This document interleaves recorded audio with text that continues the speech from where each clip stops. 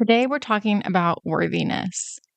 There's so many of us that are walking around feeling like we're not good enough, like we need to prove ourselves through accomplishments and achievements in order to prove our worth to the world.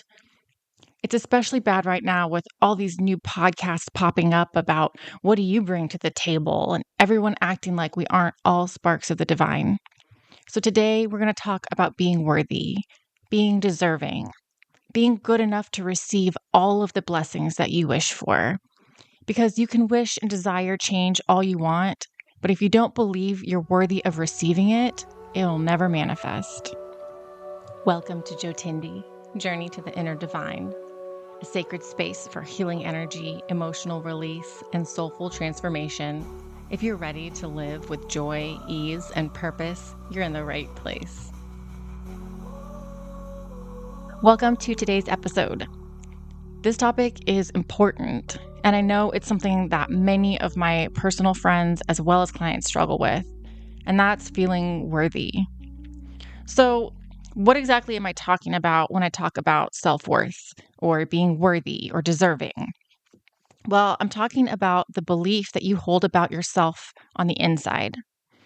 I'm talking about truly believing that you're enough, that you don't have to do anything, hit any goal, or achieve any particular accomplishment to earn a good life. That you are a beautiful spark of divine energy that is intertwined with the universe. And because of that, you are deserving, you are worthy, and you are whole. You believe in your value as a person and that you don't have to do anything other than just exist to be good enough. When I first started exploring this concept, it was very difficult for me. When somebody asked me if I believed I was good enough just as I was, or that I believed I had value as a person without all the accolades and the recognition, I actually teared up. I didn't know who I was without my accomplishments. I believed that what I did made me who I am, and that all the value that I had was based on what I could do for others. I didn't believe that I was enough just because I was here. And to some of you, that might seem sad, but to others, I bet you can relate. Did you feel anything well up inside you when I said that? So, where does this all come from? Well, what kind of messages did you hear growing up? What messages did you receive about your value when you were a kid? Were you praised for being good or being compliant or for being yourself? Those early messages, unfortunately, still run in the background. And even if your parents meant well, they may have accidentally instilled some kind of unhelpful beliefs, especially growing up in a capitalist society where we're taught from day one that our value lies in what we can build or what we can acquire. And then don't forget to heap on all the social judgments of how you achieve and acquire said things. And then what are we left with? People who've built successful businesses feeling completely empty inside. Millionaires who realize that money can't buy them the feeling of being okay when they're alone. Celebrities who hate the spotlight but don't know how else to live. We see people in midlife realizing that their entire life is meaningless because they've been focusing on all the wrong things. But instead of fixing that, they beat themselves up for being a failure and have no idea how to even begin to rebuild a meaningful life. When I was in my 20s, I was working in Hollywood as a makeup artist, and I felt worthy in that career. I was working with big celebrities, traveling to make movies. I was meeting my idols. I believed in my talent. I believed in my work ethic. I believed that I deserved to be in those rooms just as much as anyone else. But my personal life, well, that was a different story. I was married to an alcoholic. I was struggling to support both of us on a freelance income that wasn't really enough. He had no ambition, no job, and no respect for me. Yet I stayed because deep down, I believed that this level of love, this level of treatment, that was the best that I could do. I thought that I made a commitment. I signed a piece of paper and now I had to live with the consequences, even though the person that I married transformed into somebody I didn't even recognize basically the moment that I said I do. I didn't think I had permission to leave. I didn't know that I deserved better. I thought I made this choice and now I have to live with it. And I did believe that until he showed me that he didn't care if I lived or died. I had a medical emergency and he couldn't even be bothered to call for help. He just left me there, hoping for the best, I guess. Maybe he played some video games and then went to bed. I don't really know. But what I do know is that I was in crisis and he did nothing. And something shifted in me in that moment. I crossed a threshold.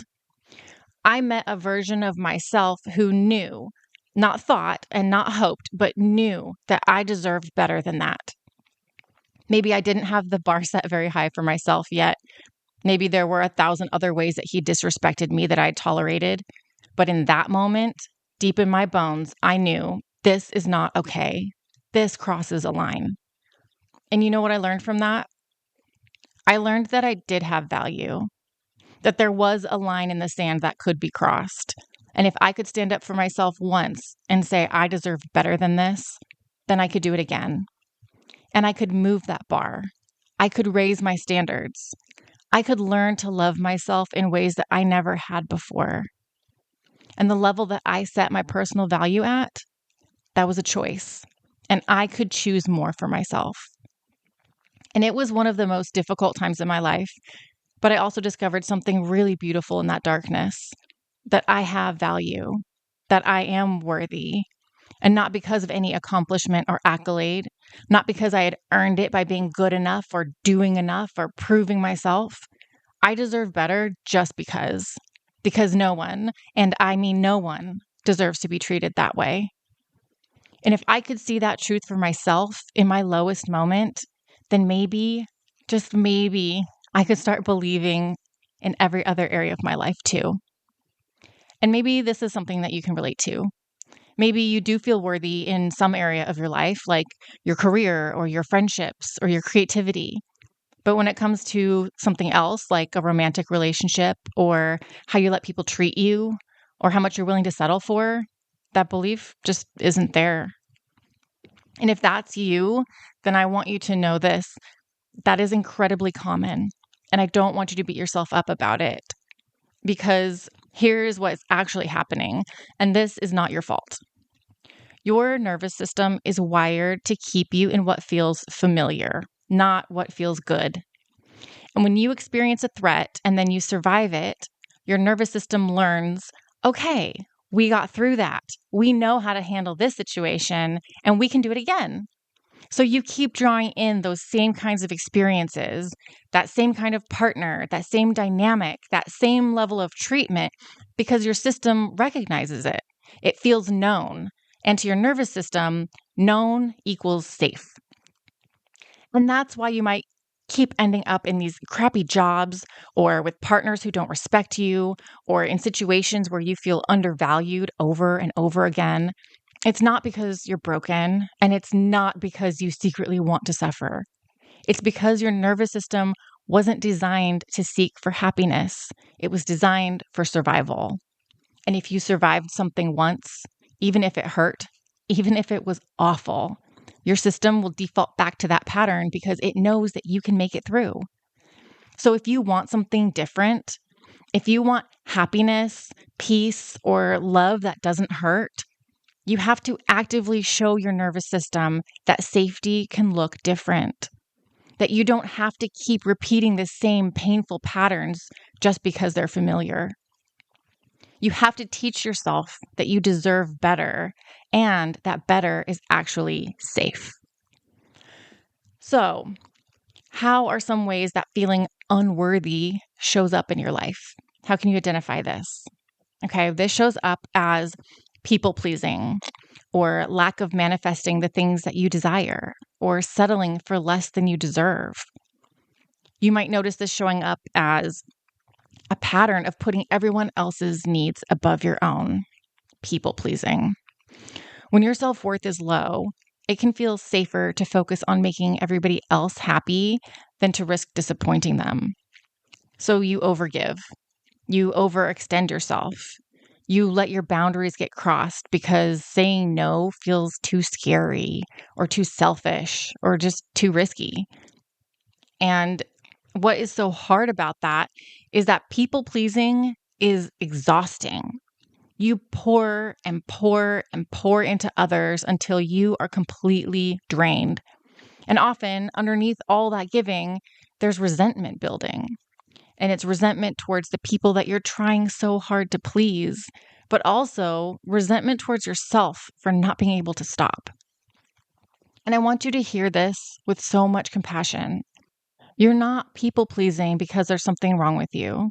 You're doing it because at some point you learned that your worth was conditional, that you had to earn love by being useful or agreeable or selfless. But the truth is, you're in control of this pattern now. And that's actually really good news because it means that you can choose differently. And when it comes to manifestation or receiving the things that you most desire, if you don't believe that you're worthy of having them, you'll either block them from showing up in the first place, or you'll get them and then immediately get rid of them. Imagine saying affirmations to yourself that you don't actually believe you're worthy of affirming. My mom used to have me say affirmations as a kid, and I always felt stupid saying them because I didn't believe there was even a possibility of them being true. And affirmations can be really helpful, but they only work when they're believable enough for your nervous system to accept them. If someone says an affirmation like, I am deeply worthy of love and abundance, but inside they feel like a total imposter saying it, the deeper parts of your mind won't buy it. And since your brain is constantly scanning for what feels true and safe based on your past experiences, if your internal story says, I'm not enough, then repeating something that directly contradicts it can actually trigger resistance instead of change. Your mind goes, nope, that's not accurate. So the issue isn't that affirmations are bad. They're not.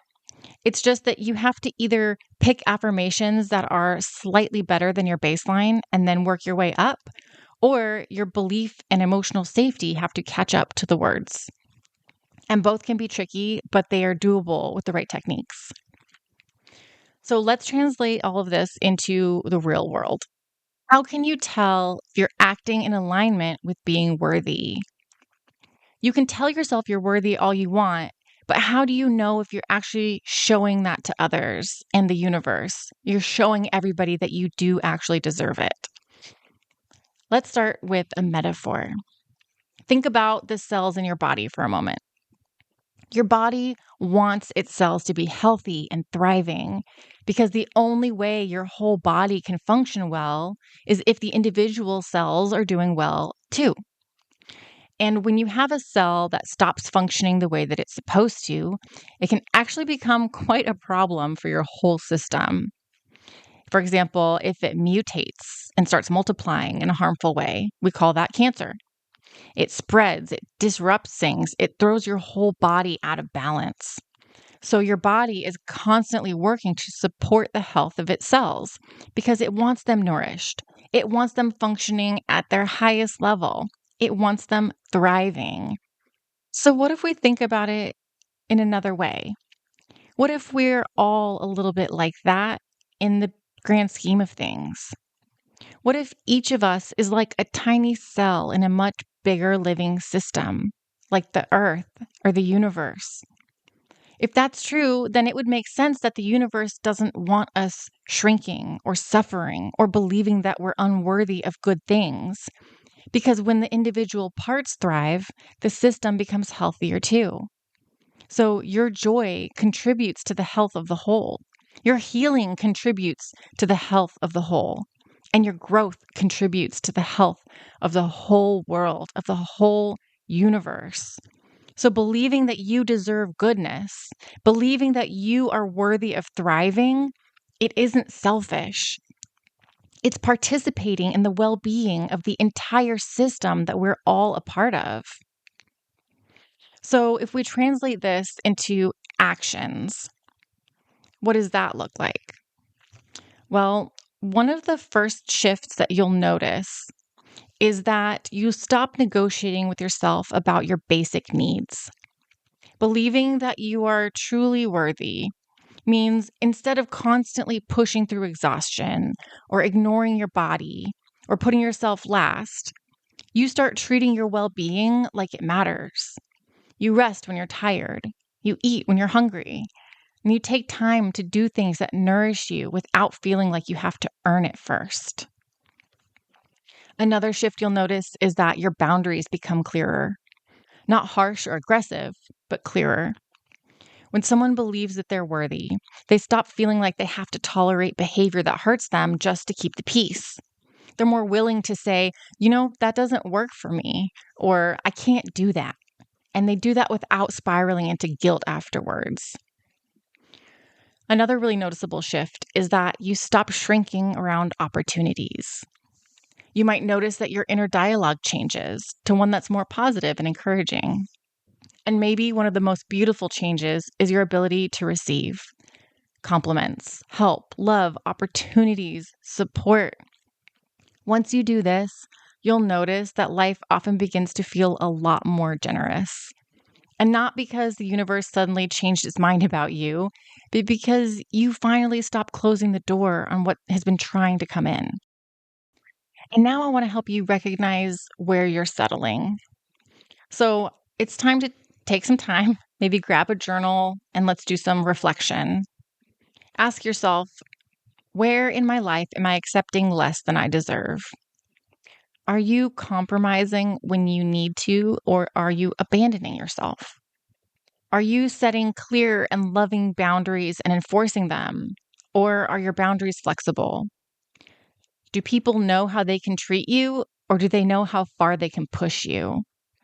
Are you overgiving because you feel the need to prove your value? I did that when I was younger. I tried my best to make sure that my partners never wanted for anything because I felt deep down like I wasn't worthy of love. And I thought that I had to convince them that I was great. That if I was the prettiest or the coolest or the most generous or the most doting, I'd be giving them enough to want to stick around. But I didn't realize that I was abandoning myself, that I was putting my own needs so far on the back burner that I wasn't even clear on what they were anymore. And when you start to believe that you are truly worthy of more, it could be potentially uncomfortable because you stop allowing others to treat you poorly. And a lot of times they don't like that. You stop playing small because you know that you deserve better. You ask for the raise. You make the move. You pull away from people who refuse to accept your boundaries. And you start to surround yourself with people who are more like the person you want to be and less like the person you have been. So, how do we begin to make this shift? How do we start to rebuild our self worth after a lifetime of negative messages and thinking? Well, it's a process. It takes time and repetition and commitment because it is very easy to slip back into old thinking patterns. So, it's also very important to keep reinforcing these new beliefs so that they become stronger than your old ways of thinking. So, here's some practical ways to rebuild your self worth. First, there's mirror work. And we talked about this in the episode on rituals. So you might want to go back and listen to that one if you missed it and you are interested in a more in depth explanation of how to do mirror work. But basically, you look at yourself in the mirror and state your new belief. Something like, you deserve to be treated with respect. And if you haven't done this before, you might have some unfamiliar feelings pop up when you do this, but it's okay. Just be patient with yourself and keep doing it. Another thing you can do is practice honoring your own needs first. And this can be a challenge, especially if you're used to putting everyone else first. It's going to feel weird for you and for those around you. But lovingly explain that you need to take care of yourself first, and then you'll help them out with whatever they need and see how that feels. And you can start small by setting one boundary as proof that you matter. And of course, it is imperative that you celebrate. Acknowledge your wins. Teach your nervous system that you are valuable. Show yourself that you matter and that this journey to feeling worthy is the best possible path for you to be on. So now we know how unworthiness looks in our life, what it looks like to feel worthy, and some ways that you can start to act in alignment with your new belief that you deserve good things.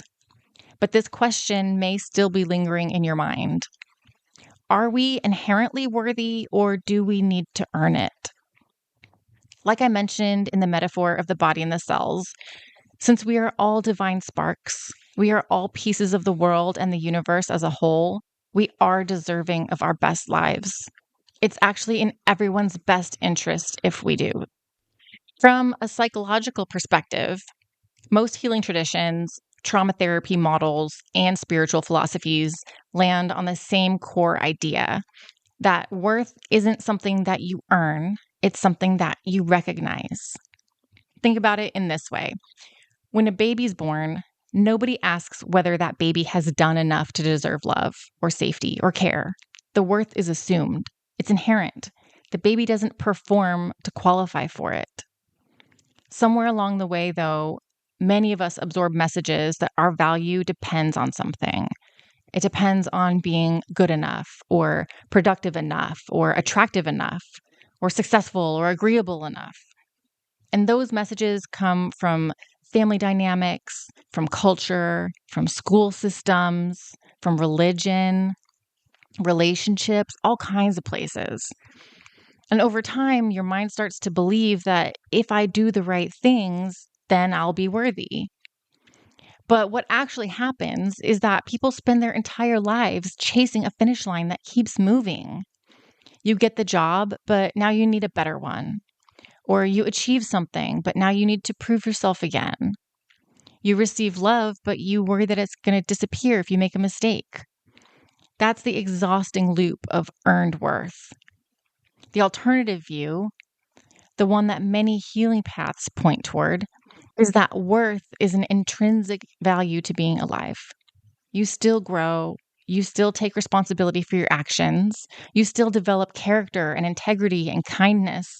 But those things are expressions of your humanity, not conditions for being allowed to exist with value. So, in other words, your behavior has consequences, but your worth is not on trial. And from a spiritual lens, many traditions say something similar but in different language. They describe human beings as expressions of life, of consciousness, or of the universe itself. And if that's the case, then worthiness isn't something that you manufacture. It's something that's built into the fact that you exist at all. And what people often do earn is trust and respect or responsibility. Those things grow through actions and choices. But your worth tends to sit at a deeper level than all of that. And interestingly, when people start believing that they are inherently worthy, they usually don't become selfish or entitled. The opposite happens. They become more compassionate, more responsible, more connected, because they're no longer acting from shame or trying to prove themselves. They're acting from a place of belonging. It's one of those shifts where nothing about your existence changes, but the way you relate to yourself changes completely. And that's the magic of this work. If this sounds like something that's going to help you in your life, you should also listen to the episode on forgiveness, because holding on to past mistakes can make it really difficult to shift your beliefs about yourself. And forgiving yourself is often the first step in this whole process of building your self-worth. And to help you deepen this practice, I created a free download called Empowering Women to Unlock Their Full Potential. And it's full of practices and tips on how you can put the tools that we talked about today into a simple daily practice. There's a link in the show notes, or you can download it at mariaaurora.com/freebie/empower.